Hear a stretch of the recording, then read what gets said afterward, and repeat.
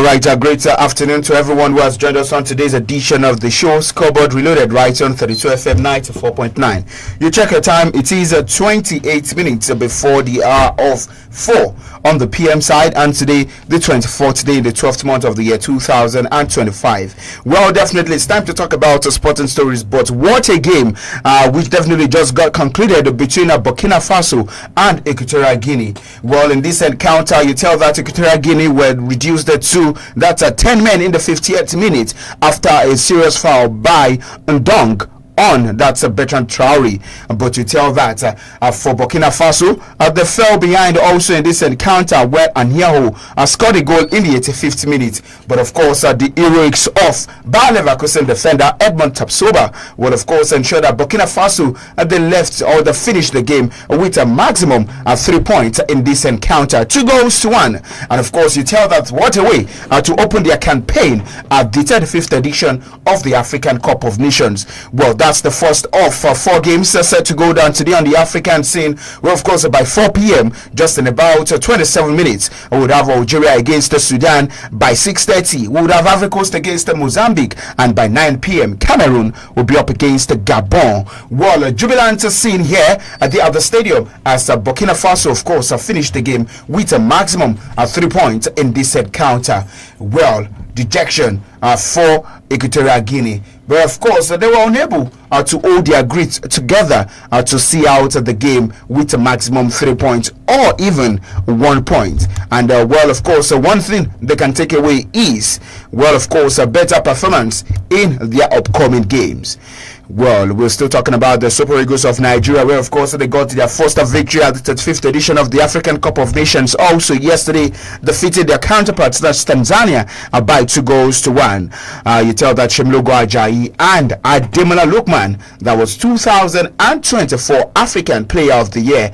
Well, of course, he scored the winning goal for Nigeria yesterday. But like I said on the show this morning, the man of the match performance, well, of course, it is subjective. Shemlogo Ajayi went in with the man of the match award, but for many, they've come out to pick the likes of Ademola Lookman, Alexander Iwobi as some of the top performers yesterday at the African Cup of Nations game between the Super Eagles of Nigeria and Tanzania. Well, on the show this afternoon, in the morning, we listen to the words of the man of the match in a person of that's talking about Shemilogo Ajayi and the head coach of the side, 𝐶𝐈𝐒. But this afternoon, we'll listen to the words of the captain, Wilfred Ndidi, and that's Tanzania's head coach, and that's Gamondi, speaking about their defeat to Nigeria yesterday, and also that's Wilfred Ndidi speaking about the performance yesterday also, and the role of him being the captain of the side. You are listening to the voice of Oluwatimilei SAMIES, the program this lovely that's Wednesday afternoon, just a Christmas Eve. That's how we put it. And of course, we know that Christmas, it definitely serves us with lots of exciting moments. No African Cup of Nations games tomorrow, but of course, the action continues on Friday, where of course we have the start of match day 2. But I have Dolapo with me in the studio, and together we take a look at all the latest developing stories and make it around to the world of sports. Good afternoon, Dolapo. Good afternoon, SAMIES. Good afternoon to everyone who has joined us on the show this afternoon. Well, of course, before we talk about the Super Eagles of Nigeria, can we talk about the performance of that Burkina Faso? I was about to say Bayer Leverkusen, but Burkina Faso winning this game. We know it's so difficult to play against 10 men, not because of the numerical advantage, but the composure from a team that's gone one man down. But of course, at this point in time, 85th minute, the first goal came in. That's for Equatorial Guinea. But for Burkina Faso, well, you tell that they actually dug deep to get that 3 points. Top of the standing, where of course they have Algeria and Sudan are set to play against each other later today, and Equatorial Guinea just the bottom of the table. Well, very good performance from Burkina Faso, especially when you would have it in mind that they've probably dropped 2 points in this game against Equatorial Guinea. And I was just about to say, with a red card, Equatorial Guinea has had a good game so far. But then Edmond Tapsoba had other plans. That was a very good header, the 93rd minute of the game. he just was at the right place at the right time, and he headed the ball straight into the back of the net, and they will get all 3 points, because this game is very crucial for them if they want to get out of this group, knowing fully well that Algeria have not been really good in the last 2 AFCON, and they are coming into this competition with a whole lot of hype around them, a whole lot of talks around them wanting to come out of this group stage. So Sudan as well over the last few months have been performing so well. So this is a game where you would have expected them to win, and especially now after Equatorial Guinea got that red card, you would think this is a game Burkina Faso should be winning. So when the game got to 1-1 at the point in time, I was thinking probably it should just be the same old result for Burkina Faso, who over the last few years since they won the AFCON in 2013 or thereabout, they've not really impressed a whole lot of people, including me. Maybe you would have thought with the talents they have in the team, with the players they have, probably they'll be dropping another point against a team like Equatorial Guinea, who also at the last AFCON also got a very valuable point in their first game against the Super Eagles of Nigeria, where they got a 1-1 draw in that game as well. But today, Edmond Tapsoba had other plans and got Burkina Faso all 3 points. Best way to start the competition for them. Well, definitely. Adolak was saying that the best way for Burkina Faso to get the 3 points. And now we'll talk about the Super Eagles of Nigeria. For the 3-time African champions. Yesterday, we took onto the field of play to play against the Tanzania, where a game many said it should have been a whitewash for Nigeria. Of course, getting that comprehensive victory over their opponents, but it never happened to be so. But now, the 3 points for us, it is what we've gotten yesterday, what we had yesterday. But how would you also talk about the performance that's by the 3-time African champions? Well, I'll be very honest, I'm not really impressed with what I saw from the Super Eagles of Nigeria yesterday. But then, the most important thing was that we got all 3 points in the first game of the competition, which is something that is very crucial, something we really need. When you look at the performance against a team like Tanzania, who have not really been convincing in this competition over the last few years, it is a game where you'd have thought the Super Eagles of Nigeria should be putting 3, 4, 5 against them, but we could not do that. We've struggled over the last few years defensively. We conceded a goal we shouldn't be conceding again, and when you look at the way they performed, everything we did in that game yesterday was just individual brilliance. I keep on saying it, not that there was nothing spectacular from the coach or anything. It's just the players bringing on their individual brilliance. Ademola Lookman performing very well in the second half. In the first half, he was not really good. Alex Iwobi, probably the best game he has had with the Super Eagles of Nigeria in the last couple of months. He performed so well, getting himself 2 assists. Question marks about why he didn't get the Man of the Match award in that game, and Shemi Ajayi getting the Man of the Match award. And when you look at it as well, Victor Osimhen missing a whole lot of chances. He keeps on missing chances in that game, and some people are coming out to say pressure on him because there are talks of he does not really perform when he gets into major competition, because this will be his 3rd AFCON and he has only scored just 1 goal in his last 3 AFCON competition. So you would think maybe this is the reason why he's trying to get himself a goal. And the way he reacted in the game yesterday too, I don't really like it, and that is one of the reasons why I keep on saying he's not supposed to be in line to be the captain of the Super Eagles of Nigeria. I saw the way he reacted after he was subbed out in the 80-something minutes, and the way his reaction to me was not something to write home about. You were not performing on the pitch of play, and the coach left you there for 80 minutes plus, and you're coming on for someone who at the moment as well is performing very well at Trabzonspor in Turkey, in Paul Onuachu. Should be happy you got 85 minutes of the game, but then he was annoyed. At the point in time, he was also trying to fight. Can we also say that the reason for Osimhen's performance yesterday was because of his late arrival into camp? Yeah, maybe it might just be the reason. And I said something some weeks ago when he did arrive in camp quickly, he shouldn't be starting that game yesterday. But then, just like many people thought, nobody would turn up for the Super Eagles of Nigeria if he's not playing. His appearance on the field of play was crucial because it probably gave us a bit of fear. It gave us a bit of fearing factor for the Tanzanians defenders, but then it was not really all of that in that game yesterday. The likes of Samuel Chukwueze really stepped up. He should have scored a goal or 2 in that game, but he was trying to dribble. But we need to just learn from this game. The best thing was that we got all 3 points, but going forward, we need to learn from it. Players like Seydou Sanusi, to me, was not really good yesterday. He couldn't cross defensively. The goal we conceded, I don't know, he slept off at that time. Who are you going to blame? Nwabali No, I feel like both of them, but if I'll put the blame on someone, it has to be Seydou Sanusi, because at that point in time he should be the one to see the ball before the ball came. And Stanley Nwabali as well, you might argue that he should have come out of his line and tried to get the ball immediately, but he sat deep and was just waiting for him. But I feel like that was Seydou Sanusi's job. He should be the one to be in the position to get the ball there before the attacker gets there. But then it's just the first game, just like Peter said yesterday.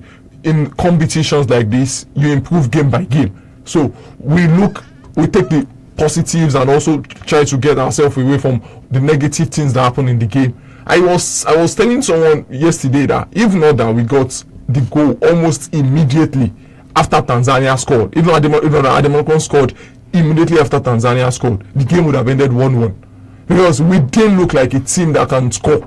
After that 2-1, Tanzania looked like a team that were better than us, and it should not be. For a team that has never won a single game in the African Cup of Nations competition, we should be better than them. But then we take all 3 points, which is the good thing. We also saw Egypt in their game when they got a 2-1 win. Maybe they considered first in their own game, but then they got all 3 points. So the most important thing is to just get all 3 points. Tunisia is already on top of us in that group.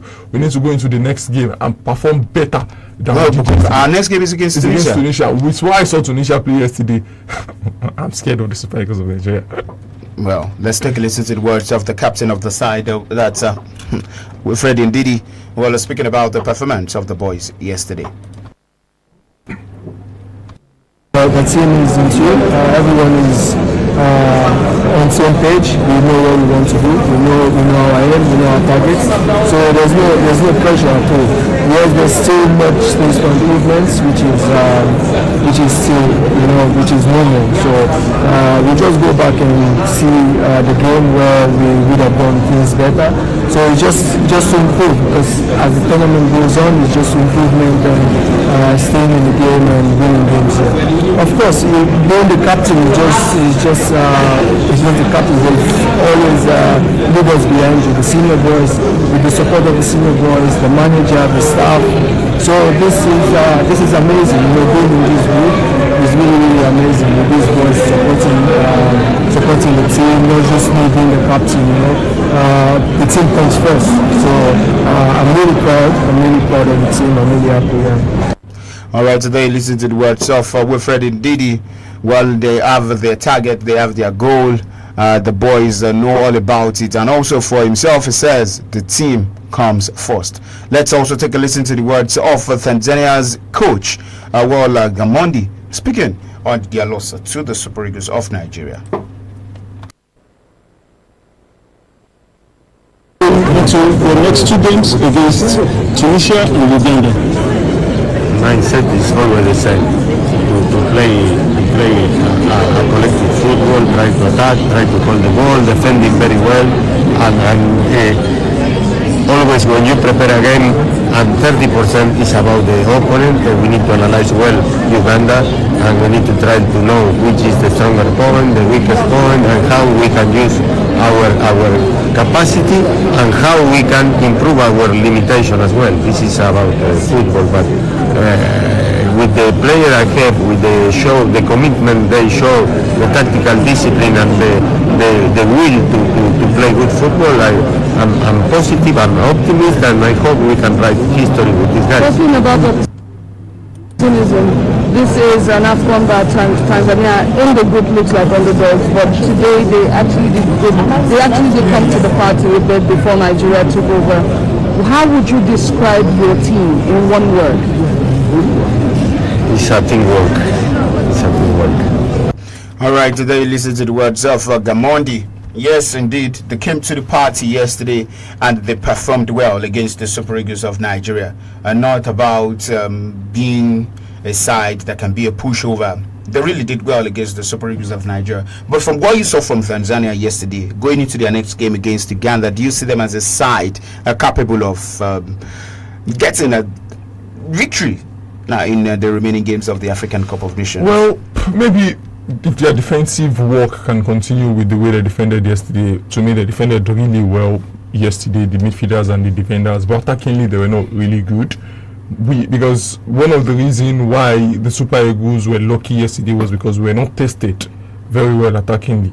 Their all-time highest goal scorer, Sovani, he didn't really perform well up front yesterday. He got subbed off for Kelvin, who later come on in the second half of the game. So he didn't really perform well. Attackingly, they don't really look like a good side going forward. But defensively, they look solid. And if they can defend that way against Uganda, maybe they can get a draw. But if they can put it a bit higher and attack well and also try to become pass defensively, maybe they might just get their first win of the competition.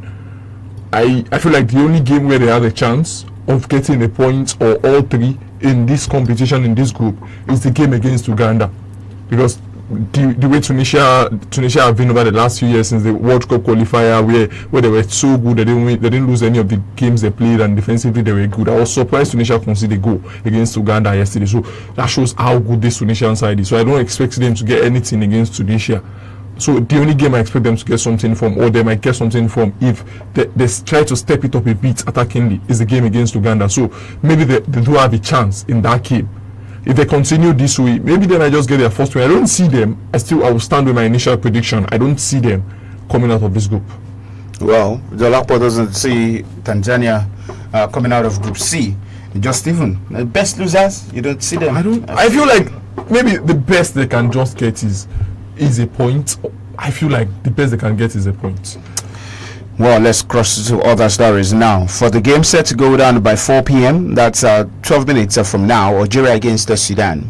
For many who don't know, Zinedine Zidane's son, 𝐂𝐻𝐿 would be in goal for Algeria as they face off against the Sudan. Well, the son of an European legend, of course, are playing his game on the African continent.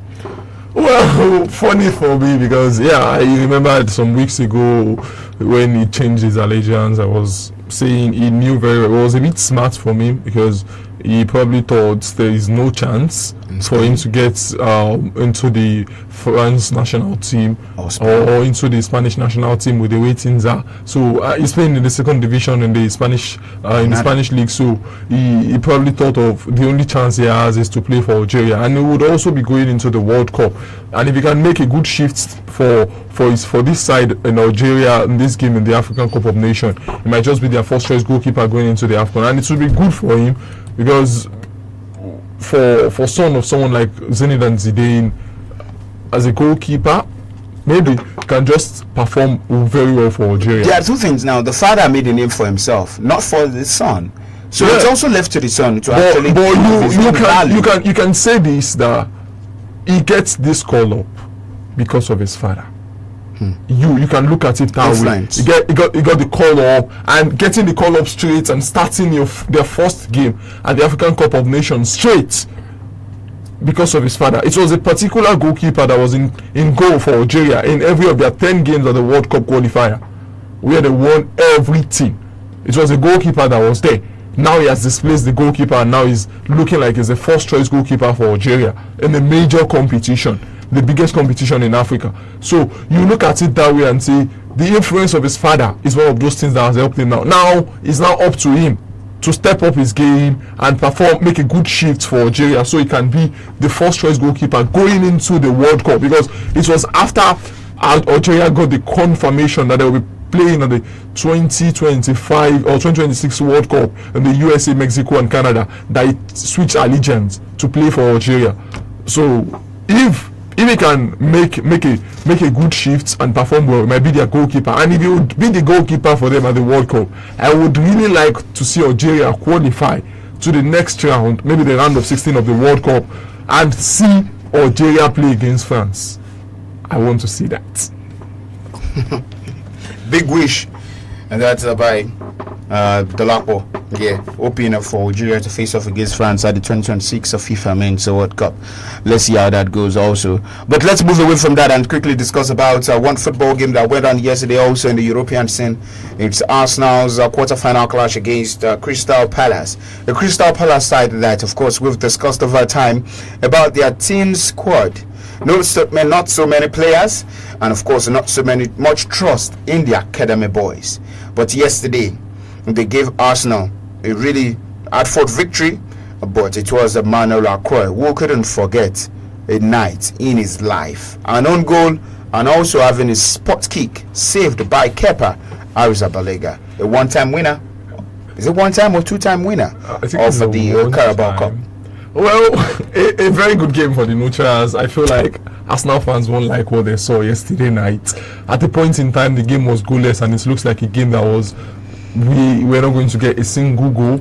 And then later on, Arsenal got a goal. Bukayo Saka came in, and another set piece from Arsenal, got in the ball, whipped it into the opposition box, and Emmanuel and Nakor put the ball into the back of the net. And then after that,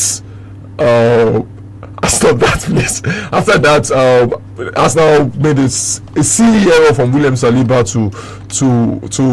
to concede that foul, and then very good crossing from Adam Watson from Maguire scored. I still don't know why he didn't celebrate that goal. I still don't understand why he didn't celebrate that goal that he scored. But then very good penalties from both sides. At the point in time, I was asking myself, I feel like the game plan for Crystal Palace in that game was to frustrate Arsenal. They tried as much as possible not to concede in the first half of this game.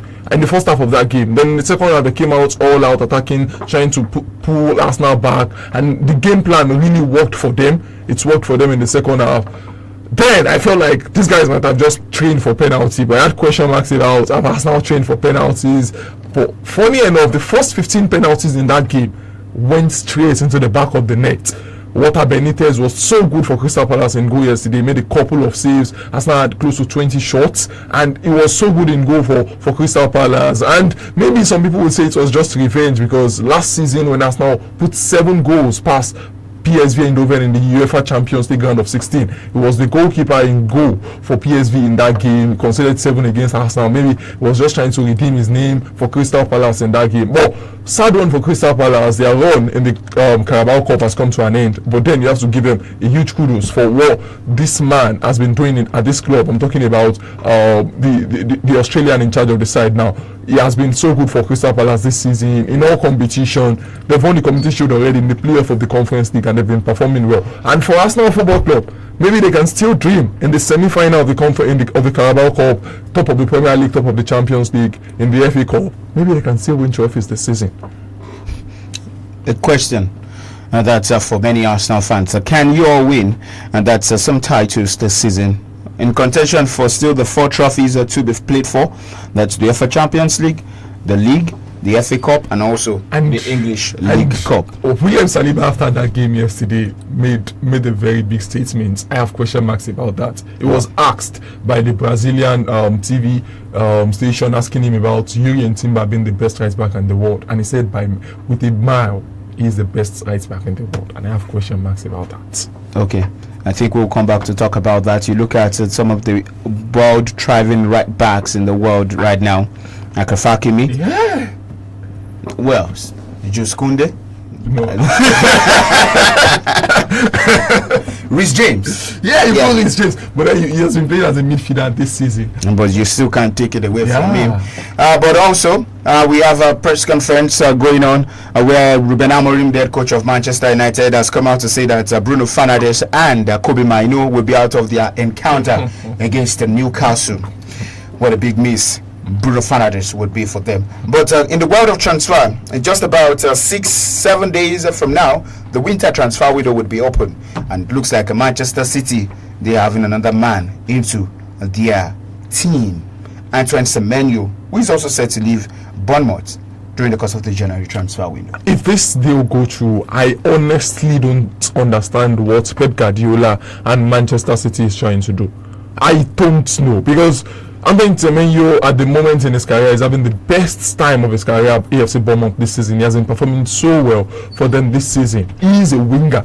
He can play on both sides, on the left wing or on the right wing. But this season at the moment, Jeremy Doku is a man on form for Manchester City, like many people would say. Maybe he's not putting a whole lot of goals at the back of the net, but he's influential with what Manchester City have been doing. Another player who is on form for them is Phil Foden. He has been playing so well for Manchester City this season. So these two guys are there.